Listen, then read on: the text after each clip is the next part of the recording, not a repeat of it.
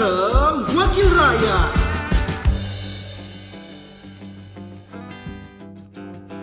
Halo, selamat siang. Assalamualaikum warahmatullahi wabarakatuh. Senang sekali saya Andari Krisna bisa hadir lagi menyapa sahabat parlemen yang ada di Kabupaten Tasikmalaya. Dan spesial banget nih untuk hari ini. Seperti biasa kalau kita berbicara dengan parlemen, kita bakalan ngobrolin banyak hal. Dan hari ini saya bersama dengan Komisi 4. Dan tentunya luar biasa sekali, nanti kita bakalan kupas tuntas apa aja sih Komisi 4 itu seperti apa, terus kinerjanya itu membawahi bidang apa saja dan lain sebagainya. Pokoknya kita bakalan ngobrol-ngobrol seru luar biasa bersama dengan Ketua Komisi 4 DPRD Kabupaten Tasikmalaya, Bapak Asep Saifullah. Assalamualaikum. Pak Asep sehat? Alhamdulillah. Agak-agak kayak capek banget, lagi banyak program mungkin ya? Enggak sih, biasa aja. Oh iya. Lagi disibukkan dengan apa nih akhir-akhir ini? Kalau akhir ini seperti biasa, kegiatan kita ya menuntaskan beberapa agenda di DPRD. Mungkin salah satunya sekarang hari ini juga kita mau rapat paripurna tentang pengusulan Ramperda untuk tahun 2025. Oh, jadi memang kalau mau ada apa-apa tuh mulai difikirkannya tahun depan tuh dari sekarang berarti ya? Satu tahun sebelumnya. Satu tahun sebelumnya perencanaannya, karena memang itu tuh butuh pemikiran dan perencanaan yang matang sekali ya, luar biasa. Komisi 4 nih, ini banyak orang juga kan warga Kabupaten Tasikmalaya, sahabat parlemen tuh tahu ada komisi 1, 2, 3, 4. Sampai berapa sih komisi Pak? 4. Sampai 4 ya? Yeah. Nah, kalau ngobrolin soal komisi 4, nih komisi 4 itu siapa saja? Tugasnya seperti apa? Ya boleh dibilang perkenalan. Kadang mereka tuh paham ada komisi 1, 2, 3, 4 tapi nggak ngerti. Ini siapa sih komisi 4? Terus apa sih? Membawahi apa sih? Nah kayak gitu gimana tuh Pak? Ya, komisi 4 ya salah satu AKD yang ada di DPRD yang membawahi beberapa mitra kita di pemerintah SKPD.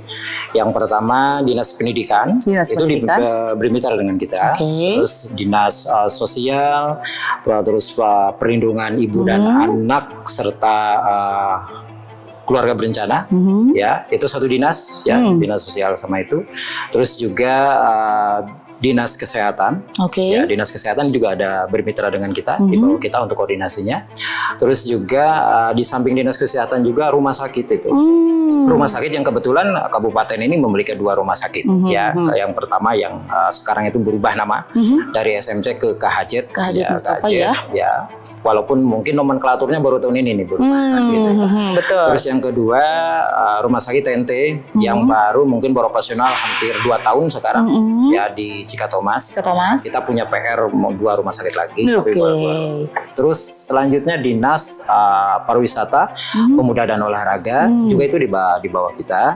Ya selain itu juga saya lupa di kesehatan juga ada 41 puskesmas juga. Wow. Ya. 41 puskesmas juga ada bermitra dengan kita.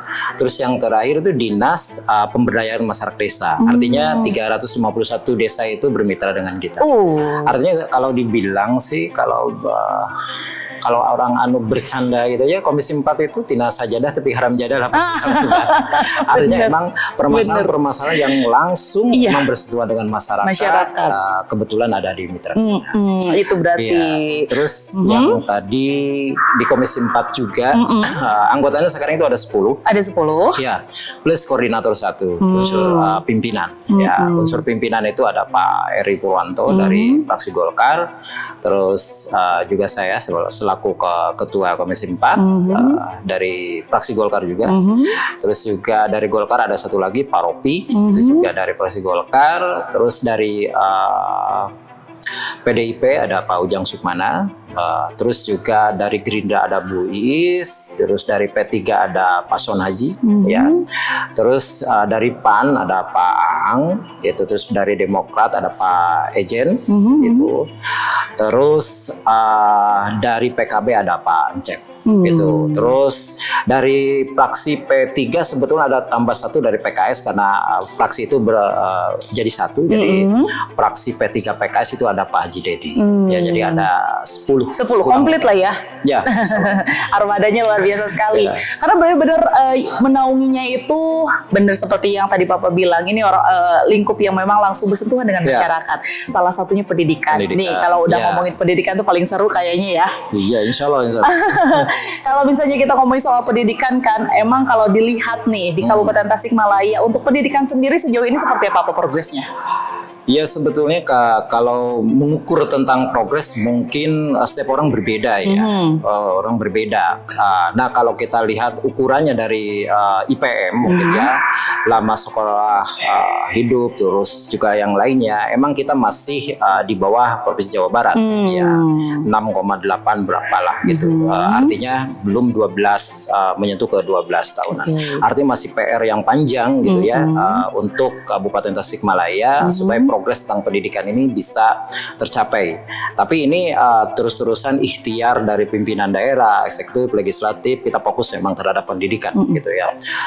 Salah satunya banyak masalah seperti di pendidikan dari mulai infrastruktur yang emang selalu dinamis. Artinya kan kita selesai yang A, katakan masalah infrastruktur, yang katakan RKB, terus ruang kelas belajar yang rusak atau yang lain, kita selesai ini yang nah ini juga bertambah. Artinya masalah itu emang belum kita selesaikan, tapi tiap tahun insya Allah kita juga konsentrasi untuk menyelesaikan itu. Terus juga kalau kemarin kan kita problemnya juga masalah SDM, masalah kekurangan guru gitu ya, yang kekurangan guru dalam konteks mungkin yang statusnya ASN sama P3K.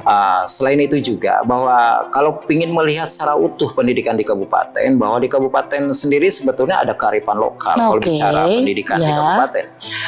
Tidak hanya berbicara masalah keterlibatan pemerintah ataupun pendidikan formal.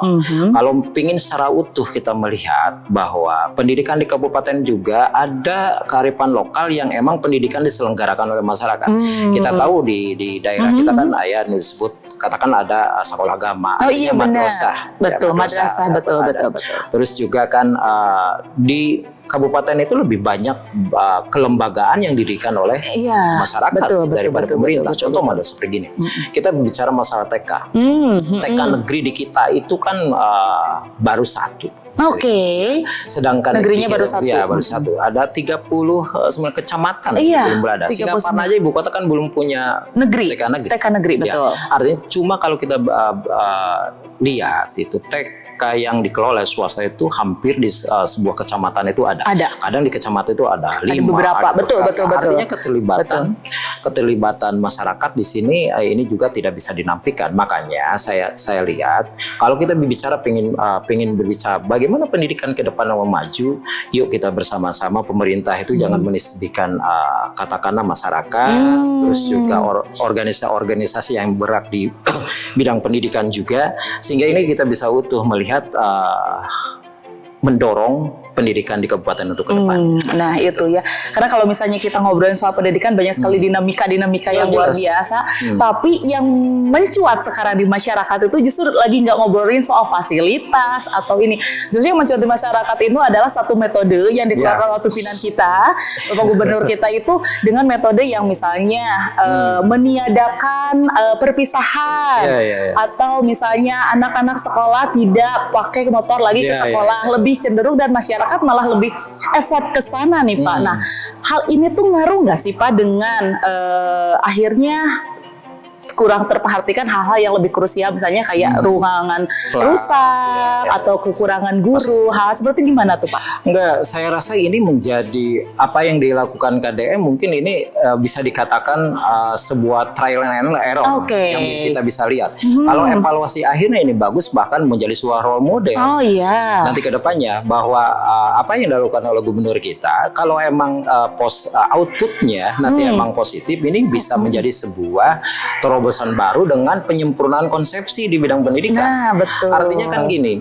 pendekatan-pendekatan yang sifatnya bukan konteks militerisasi saya lihat, tapi ada metode pendidikan yang dilakukan di institusi TNI yang ini bisa kita adopsi. Betul. Ya, bisa kita adopsi kalau emang nanti outputnya jelas, outputnya terukur, outputnya ternyata ini berefek positif terhadap perubahan karakter. Terutama kan pada di gubernur kita kan lebih menekankan terhadap mentalitas dan karakter.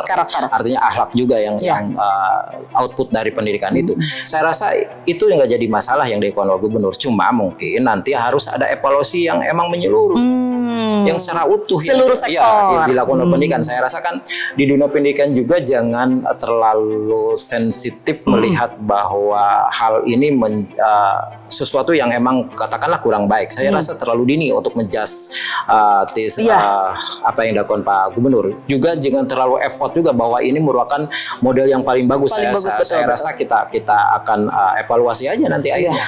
Ya, yang sekarang mungkin cocok, tapi apakah ini dengan role model yang dilakukan oleh gubernur kita ini bisa dilakukan di seluruh Jawa Barat atau tidak? Terus kesiapan institusi militer juga seperti apa? Terus kolaboratifnya terutama. Jangan menisbikan bahwa dinas pendidikan itu lebih harus terdepan gitu dalam melakukan proses pendidikan itu. Saya rasa apa yang dilakukan KDM fine-fine aja. Fine-fine aja. Terus kaitannya dengan tadi. Iya. Katakan kalau dihitung kemarin kan sempat booming ramai itu banget. Ya berapa miliar, 6 miliar itu menghabiskan katakan kan dana itu. Saya rasa selama itu ada manfaatnya, intervensi anggaran yang dilakukan oleh Deddy Mulyadi nggak jadi masalah. Oh tuh, ini kadang wawasan masyarakat tuh memang masih boleh dibilang terbawa arus, yang mana yang lagi rame aja ya Pak, tanpa memang mereka itu tidak mengkaji lebih dalam ya. Nah, informasi mungkin yang enggak. Ya benar, karena mungkin mereka berpikiran oke, semua anggaran hilang masuk ke geriji gratis, udah kayak gitu aja berpikiran. Jadi nggak keperhatiin yang ini. Termasuk sektor kesehatan yang emang benar-benar ternyata sektor kesehatan ini kan mulai ada program yang namanya ILP itu kan di setiap puskesmas dan pemberdayaan puskesmas ini kayak gimana Pak? Apa yang misalnya kualitas pelayanan puskesmas ini yang saya rasa makin kesini tuh makin berkembang. Ini seperti apa program yang memang sudah disiapkan, tujuannya untuk apa? Ya, gini, sekarang itu diakui atau tidak ya? Saya memberikan apresiasi ke puskesmas. 10 tahun yang lalu kalau orang itu enggan untuk berobat ke puskesmas. Saya kemarin hampir ke 41 puskesmas kita kunjungi. Ya, hampir seluruhnya 90% itu sudah menata diri, sudah berubah diri dengan pelayanan lebih baik. Apalagi di ILP sekarang ini ya. Tapi sebelum ke ILP itu saya mau terangkan kondisi mungkin puskesmas sekarang ini. Dulu dan sekarang. Ya, kalau sekarang ini kita lihat dari mulai sistem pelayanan udah lebih baik. Apalagi ketika emang puskesmas ini seluruhnya BULD, Blood.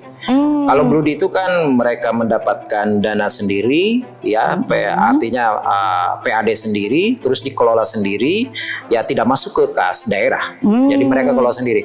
Mereka maju atau tidaknya tergantung mereka. Bagaimana pengelolaan mereka? Di sana walaupun emang intervensi dari pusat tetap ada, katakan lewat box, ya biaya operasional kesehatan, ada kapitasi dari BPJS, itu yang mereka kelola. Yang mereka kelola sehingga ini juga mensyaratkan Blood itu salah satunya ya profesionalitas pelayanan di puskesmas.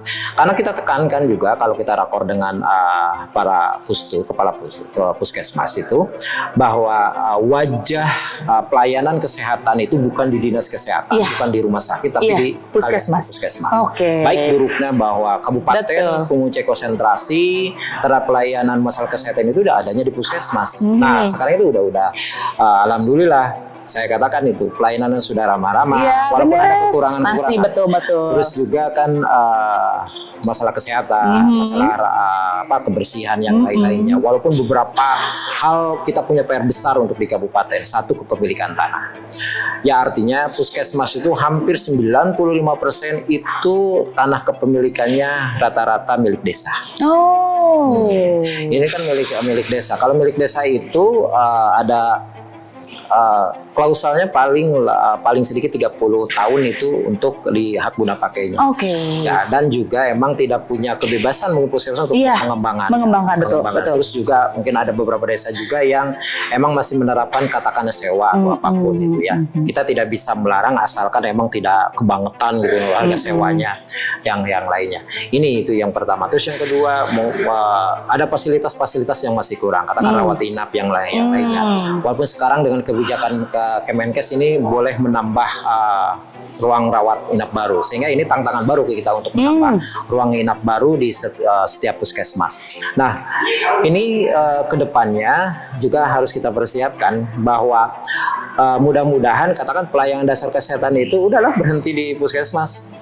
Ya, jangan terlalu membludak ke rumah sakit gitu ya. Artinya kan preventifnya sudah selesai. Iya benar-benar. Dan itu berarti banyak juga tantangan yang memang dilakukan juga ya. Maksudnya tantangan yang sudah ditaklukkan boleh dibilang seperti itu ya di bidang kesehatan. Tapi masih menjadi ada satu permasalahan nggak sih Pak dalam bidang kesehatan yang ini paling banyak boleh dibilang di masyarakat nih? Apa edukasi kah atau apa gitu di tantangan yang memang rasanya masyarakat ini masih perlu harus pembaharuan atau perbaikan deh untuk ini masalah apa kalau di kesehatan? Ini yang perlu ditingkatkan itu sebetulnya kesadaran hidup sehat. Oke. Caslingnya, artinya kan posisi puskesmas itu kan adalah pelayanan yang emang preventif. Artinya kan pencegahan di sana, pencegahan. Sebelum orang sakit itu puskesmas itu yang bergerak. Apalagi kan ILP sekarang sistem ILP yang emang sampai ke posyandu, ya ke posyandu. Di sana harus ada perawat. Kalau sekarang kan gitu. Ya terus sistem klaster kan sekarang kan seperti itu. Nah ini salah satunya mengoptimalkan sebetulnya ke arah sana. Bagaimana menyadarkan hidup sehat di masyarakat. Ya itu yang pertama.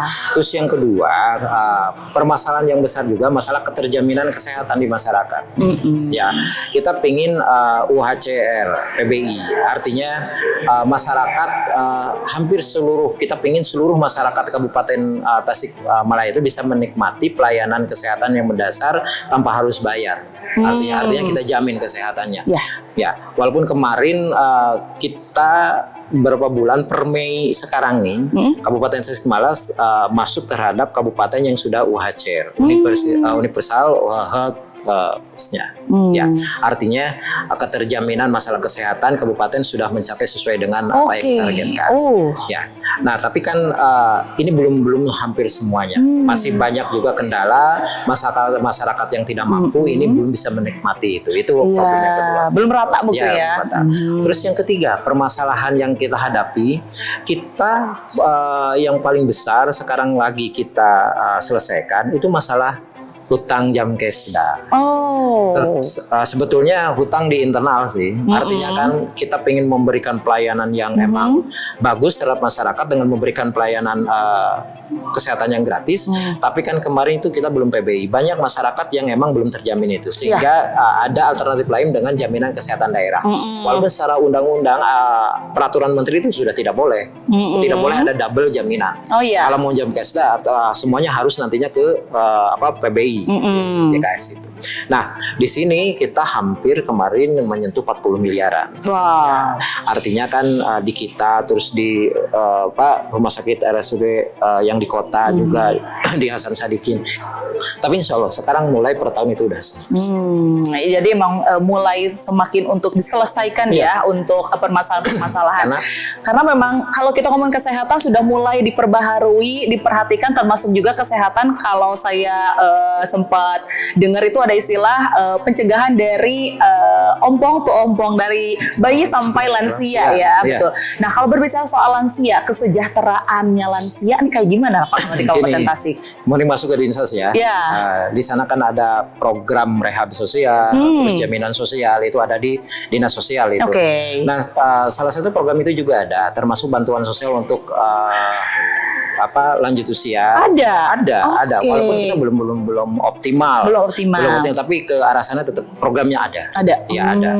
Ya kemarin itu model pengadaan makanan kita sekitar 3 miliaran itu khusus untuk lansia gitu hal itu.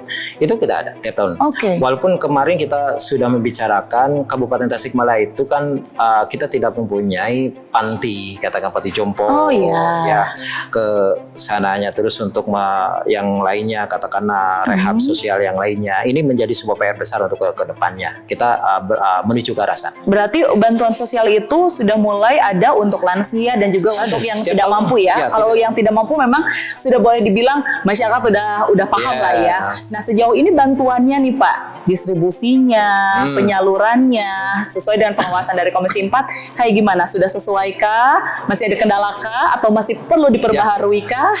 Hampir 90% sudah on the track lah. On the track. Walaupun emang katakanlah CPCL-nya kan itu orang yang mau menerimanya itu kan dari mulai pendataan dari DTKSK kemarin itu. Kalau kemarin ya, kalau sekarang kan ada DTSN yang data tunggal ekonomi sosial nasional. Kalau sekarang data tunggal gitu. Walaupun belum berlaku sekarang. Kalau kemarin kan data pusatnya ada dari sini, dari sini. Oh iya, Ya, dari banyak ya. Kalau kemarin kan kita kalau menentukan siapa penerimanya kita ngambil dari desa, langsung ke dinas sosial diverifikasi gitu, di approve berapa sesuaikan dengan kemampuan kita, berapa ibu yang mau diberi bantuan gitu. Nah baru setelah itu kalau pengadaannya itu kan lewat lelang. Ya kita tidak masuk ke ranah sana, mungkin unsur teknis, tapi paling tidak kebijakannya kita tetap tiap tahun menyetujui bahwa untuk pemberian bantuan sosial, bantuan kerawanan sosial khusus untuk lansia itu ada. Oh ada ya, lansia dan juga masyarakat yang tidak mampu itu berarti emang sudah on the track berarti ya sejauh ini ya. Ini luar biasa sekali karena memang kalau misalnya kita lihat nih Pak, ini bidang yang dibawahi sama Komisi 4 itu bidang-bidang krusial semua ya, sosial, pendidikan. Keagamaan, Iya, ini luar biasa. Tapi saya yakin pasti mungkin ada yang diprioritaskan. Nah, sekarang yang lagi diprioritaskan yang mana? Kita kalau bicara prioritas, hampir seluruh unsur kita prioritaskan. Diprioritaskan. Bicara pendidikan kita prioritas, bicara kesehatan kita prioritas, bicara sosial, perlindungan anak, ibu kita prioritaskan juga, perencanaan keluarga berencana kita prioritaskan juga, pariwisata, olahraga, pemuda kita ada skala prioritas. Ya, katakan kita bicara satu persatu, contoh aja. Oke. Pendidikan. Ya. Kita pendidikan, kemarin berangkat dari regulasi kita membuat perda tentang pendidikan dasar. Artinya apa yang kita lakukan harus mempunyai frame bagaimana pendidikan di Kabupaten Tasikmalaya itu ke depan. Ya, itu. Terus yang kedua mengawal alokasi anggaran yang emang sesuai dengan PMK kemarin 212 itu betul-betul emang dipergunakan untuk skala prioritas yang menjadi problem permasalahan di dinas pendidikan itu. Ya, itu. Katakan contoh di dinas pendidikan, termasuk bagaimana guru-gurunya, penyebaran guru-gurunya, ruang kelas, terus efisiensi katakanlah merger dari sebuah sekolah yang harusnya ini bisa di bawah naungi satu manajemen, kenapa harus dua gitu? Itu kan hal-hal seperti itu menjadi juga skala prioritas. Bicara tentang kesehatan, kita punya prioritas di kesehatan itu gini, kita berdasarkan RPJM D, terus yang tahunan nggak sama panjang kita mempunyai PR 4, kita mempunyai 4 rumah sakit kembali. Ya selain KHJ, yang baru terlaksana baru 1. Sekarang ini kita fokus terhadap 3 pendirian rumah sakit lagi, karena kita pingin bahwa di kabupaten kita punya fokus menjadi bukan prioritas, menjadi rujukan ya pelayanan kesehatan Seperiangan Timur. Kita tujuannya kita ke sana karena KHJ itu sekarang kita dorong menjadi tipe B. Ya, tipe B, bahkan sebetulnya kalau melihat dari fasilitas itu sudah pantas tipe A. Gitu sekarang ini.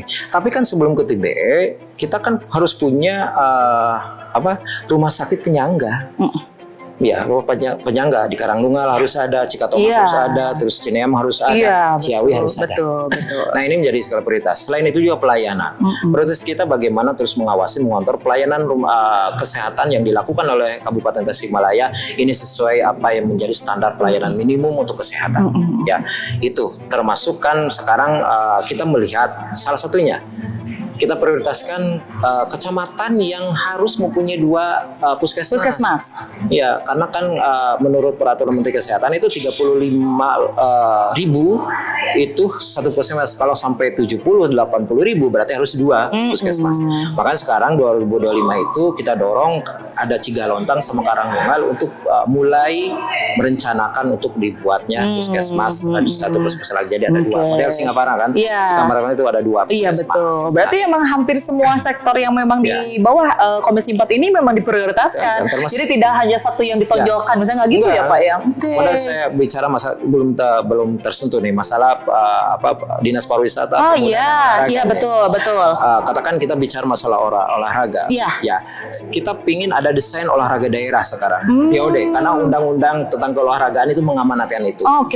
Kita dorong sekarang, buatkan DOD-nya sehingga arah tentang olahraga itu jelas. Bahkan di Dinas Pariwisata dan Olahraga Pemuda dan Olahraga kita membuat sebuah program yang terintegritas.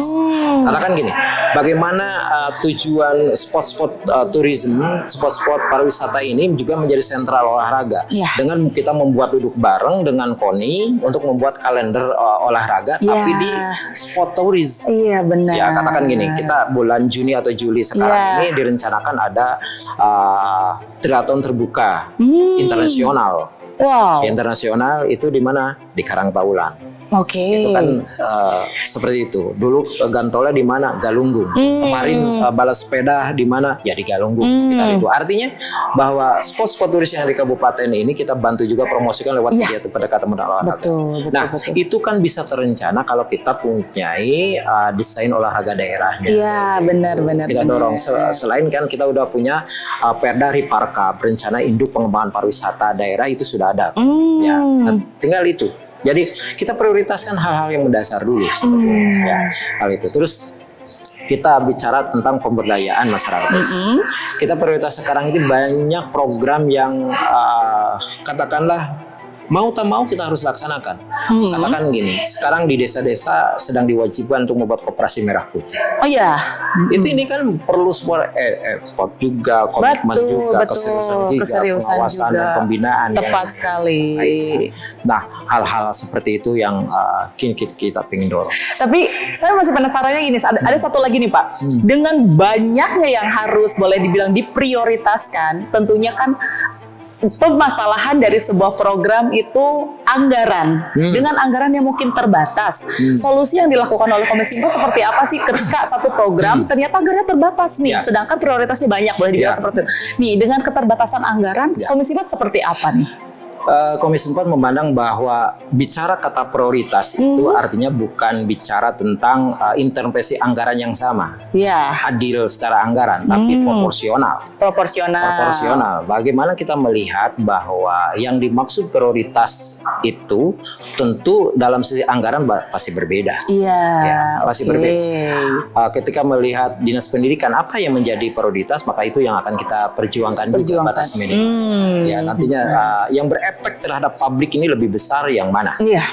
Nanti tentu perjuangan lewat anggaran itu yang dilakukan oleh Komisi 4. Kebetulan Komisi 4 juga kan selain melalui fraksi masing-masing itu menyuarakan, juga ada beberapa anggota yang di Banggar yang bisa melihat secara utuh, mengawal terus-menerus tentang apa yang emang paling tidak anggaran secara minimalis ataupun paling minimal yang harus diterima oleh SKPD terkait dalam setiap tahun anggarannya. Nah itu pengawalan seperti itu. Selain itu juga tentu komunikasi yang dibangun lewat fraksi masing-masing melalui katakanlah dana dari bantuan provinsi, Bamprov, dari pusat, melalui jalur kita, bukan jalur Pak Bupati. Katakan dari eksekutif jalur kita, katakan kita kan punya anggota yang di provinsi. Betul. Ambillah sekarang bantuan provinsi. Sinergi dan kolaborasi dengan pihak-pihak lainnya. Dari pusat, tolong bantu kita ini di kabupaten. Banyak hal yang sehingga memang akhirnya pemenuhan anggaran itu bisa merata, bisa dirasakan. Ini luar biasa sekali. Jadi memang tentu saja Bapak sibuk sekali dan terima kasih sudah menyempatkan untuk bisa datang di sini karena memang ini krusial sekali kan hal-hal yang memang diurus sama Komisi 4 ini. Bukan berarti maksudnya komisi yang lain tidak krusial ya, tapi memang poin-poinnya sangat luar biasa dan sangat memang betul sekali disampaikan, bersentuhan langsung kepada masyarakat. Terakhir nih Pak, sebelum kita lagi ya. Apa tuh? Komisi 4 itu paling banyak berinteraksi dengan masyarakat. Betul. Tolak ukurnya apa?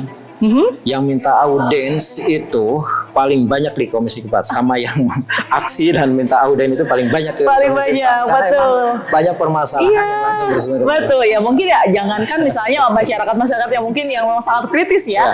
Saya juga langsung pikir, oke, Bapak bersentuhan dengan pendidikan deh satu dulu. Bapak pasti akan banyak sekali menghadapi tantangan. Itu baru pendidikan ya, Komisi 4. Belum kesehatan, sosial lagi, apalagi pariwisata juga gitu, banyak hal, dan itu benar-benar luar biasa. Terakhir nih Pak, harapannya seperti apa sih untuk Komisi 4 sendiri dan untuk masyarakat dan juga untuk pembangunan daerah di Kabupaten Tasikmalaya? Hanya 2 kata mungkin saya. Apa tuh? Harus lebih baik. Luar biasa. Harus lebih baik. Luar biasa sekali. Terima kasih waktunya. Karena memang sebenarnya saya pengen ngobrol tuh panjang, apalagi kalau kita ngupas satu-satu bidangnya ya. Wah, mungkin itu seru banget. Ya, tentunya karena memang banyak sekali polemik, bukan polemik sih sebenarnya, mungkin kepenasaran masyarakat yang mungkin kadang mereka itu minim informasi, kurang tahu juga, yang sampai akhirnya mereka berpikiran adalah sesuatu yang di blow up di media aja. Tanpa ditahu ternyata sisi dari pemerintahan, khususnya Komisi 4 sendiri itu sudah sangat mengupayakan berbagai cara juga untuk merealisasikan programnya. Bapak, terima kasih sudah hadir di Citra Bakti Parlemen. Sehat terus. Silakan untuk dilanjutkan kegiatannya, berbakti kepada masyarakat, dan kita ketemu dengan kesempatan untuk ngobrol lebih detail lagi. Terima kasih juga untuk sahabat parlemen yang sudah ketemu sama Dar Krishna di Citra Bakti Parlemen. Nanti kita ketemu lagi di episode selanjutnya dengan narasumber dari parlemen lainnya. Terima kasih. Assalamualaikum warahmatullahi wabarakatuh. Waalaikumsalam warahmatullahi wabarakatuh.